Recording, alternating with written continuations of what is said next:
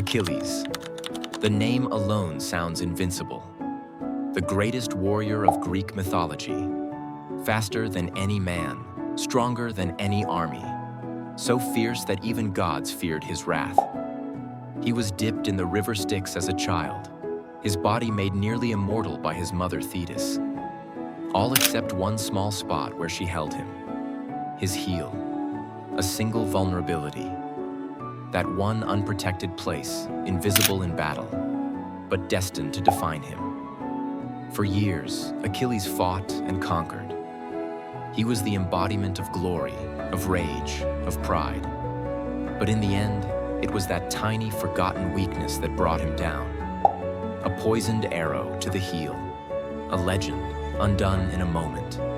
Not by brute force, not by armies, but by something almost laughably small. And that's the paradox. What makes you powerful can also make you blind. What you ignore because it seems insignificant might just become the thing that breaks you. The modern Achilles. You don't need to fight in a war to have an Achilles heel. We all have one. Maybe yours is overconfidence. Maybe it's the need to be liked. Maybe it's your independence, the thing you pride yourself on, that isolates you and keeps you from asking for help. Maybe it's your work ethic.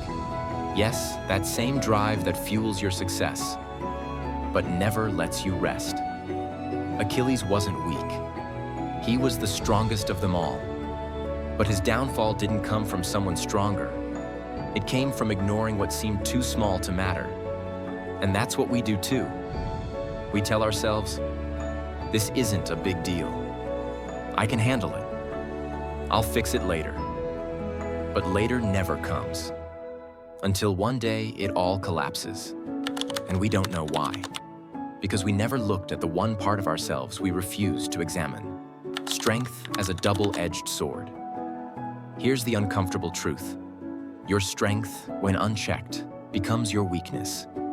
Ambition without boundaries becomes burnout. Kindness without self-respect becomes people-pleasing. Intelligence without humility becomes arrogance. Discipline without flexibility becomes self-punishment. So many people live in cycles of frustration and pain, not because they're flawed, but because they never questioned the dark side of their light. Achilles' story isn't just about a heel.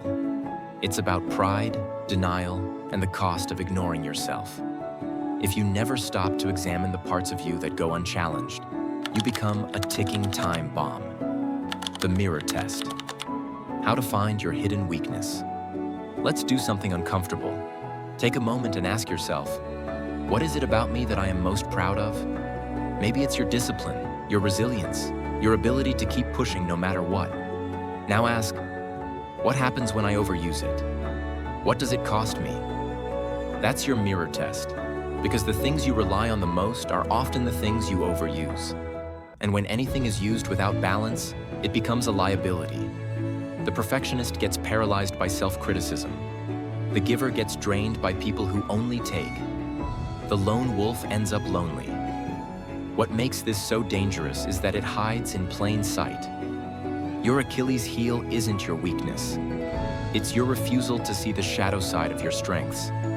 And until you confront it, you're walking into every battle exposed. Achilles died because no one thought to protect his heel. They assumed his power would protect him. That's what many of us do. We assume that our intelligence, our success, our confidence will carry us through everything. But the real power? It's not in pretending you're invincible. It's in knowing exactly where you're vulnerable and protecting that. Awareness is your armor. The people who last, the ones who thrive, they aren't the strongest. They're the most aware. They know where they're likely to fall, so they build habits, systems, and relationships that keep them grounded.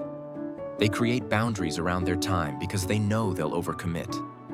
They surround themselves with people who tell them the truth, not just what they want to hear. They rest before they collapse. They say no before resentment grows. They don't wait for the arrow. They build a shield long before it ever comes. And that's not weakness. That's mastery. You know what's ironic? Achilles' name now symbolizes vulnerability, the exact opposite of what he was known for.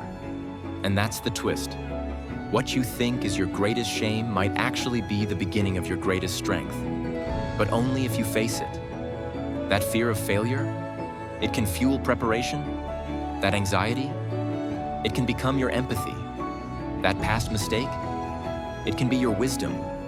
That impulsive nature, it can turn into creative energy, if directed. You don't have to throw away who you are. You just have to balance it. You have to learn when to step on the gas and when to brake, when to fight and when to surrender, when to give and when to protect. Power without reflection becomes self-destruction. But power with self-awareness, that's where true growth begins. The test.